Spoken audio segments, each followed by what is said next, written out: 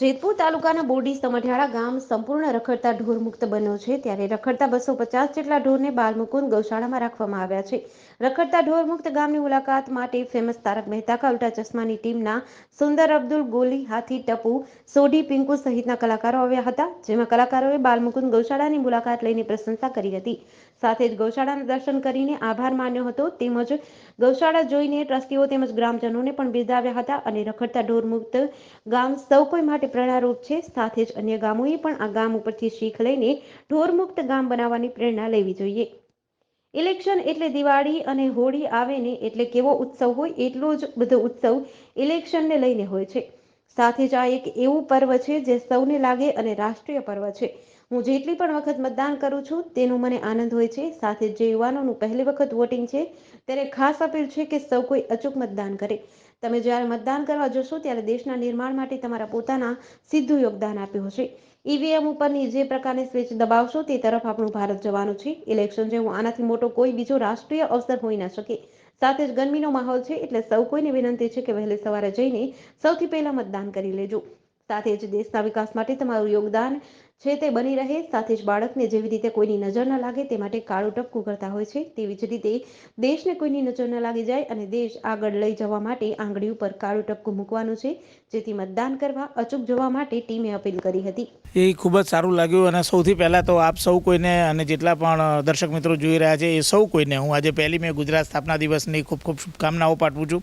અને આજે આપણા સૌ કોઈના માટે આ જે કહેવાય કે ગર્વની ક્ષણ છે આપણું ગુજરાત, આજે એનો સ્થાપના દિવસ છે અને આજે આ પવિત્ર ભૂમિ સમઢિયાળામાં આવવાનો મોકો મળ્યો એ બદલ હું આપ સૌ કોઈનો પણ ખૂબ ખૂબ આભાર માનું છું। ગ્રામજનોનો પણ હું ખૂબ ખૂબ આભાર માનું છું કે આ એક સરસ મજાની ગૌશાળાના આજે મને દર્શન થયા।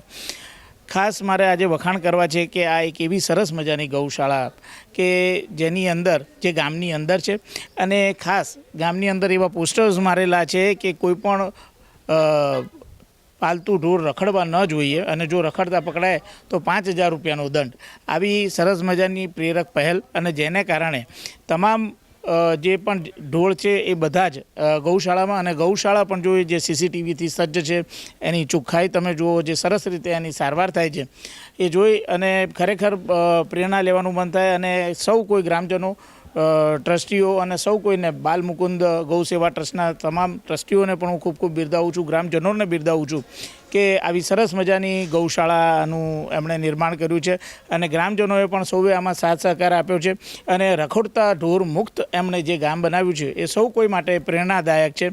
એટલે સંજયભાઈ વઘાસિયા છે એમને પણ હું ખૂબ ખૂબ શુભકામનાઓ પાઠવું છું અને આમાંથી ઘણા બધા લોકો પ્રેરણા લઈ શકે અને રખડતા ઢોર મુક્ત આપણું ગામ થાય એવી પહેલ થઈ શકે એવી સરસ મજાની આજે અહીંયા અમને પ્રેરક ભાવના મળી।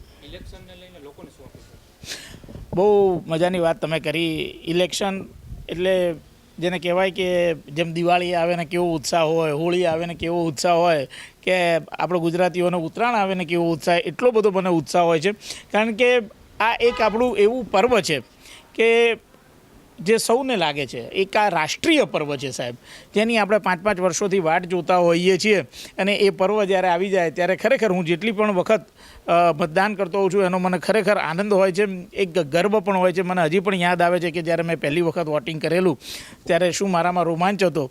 ખાસ મારે પહેલ કરવી છે કે જે નવા યુવકો છે કે જેમનું પહેલી વખત મતદાન યાદીમાં નામ આવ્યું છે એમને ખાસ હું નમ્ર વિનંતી કરું છું કે આપ સૌ કોઈ અચૂક મતદાન કરવા જજો।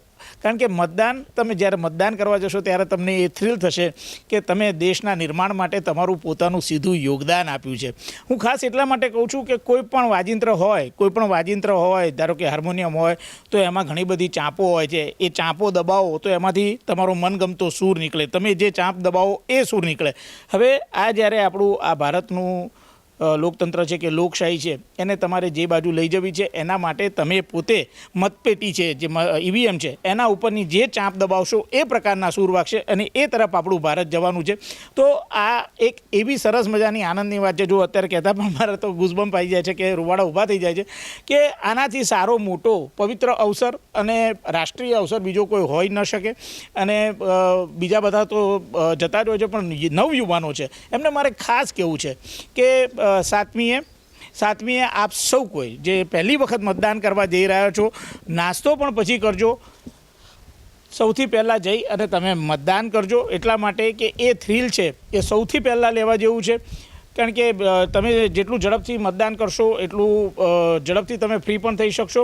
અને ગરમીનો પણ માહોલ છે, એટલે કદાચ બપોરના સમયમાં થોડીક કદાચ લોકોને ગરમી લાગે, એટલે મારી ખાસ સૌ કોઈને નમ્ર વિનંતી છે કે વહેલી સવારે જ આપ સૌ કોઈ જઈ અને સૌથી પહેલાં મતદાન કરી લો, જેથી આપ સૌ કોઈને પણ સરળતા રહે અને જે દેશના વિકાસનું અંદર જે યોગદાન આપવાનું છે એના અંદર પણ તમારો સહયોગ બની રહે. તો હું આપ સૌ કોઈને નમ્ર વિનંતી કરું છું કે આપ સૌ કોઈ સાતમીએ અચૂક મતદાન કરજો. ખાસ એટલા માટે કહું છું કે આપણા ઘરની અંદર નાનું બાળક હોય, વાલસોયું બાળક હોય, એને કોઈની નજર ન લાગી જાય. જેડીસી ન્યૂઝ સાથે સુરેશ ભાલિયા, જેતપુર.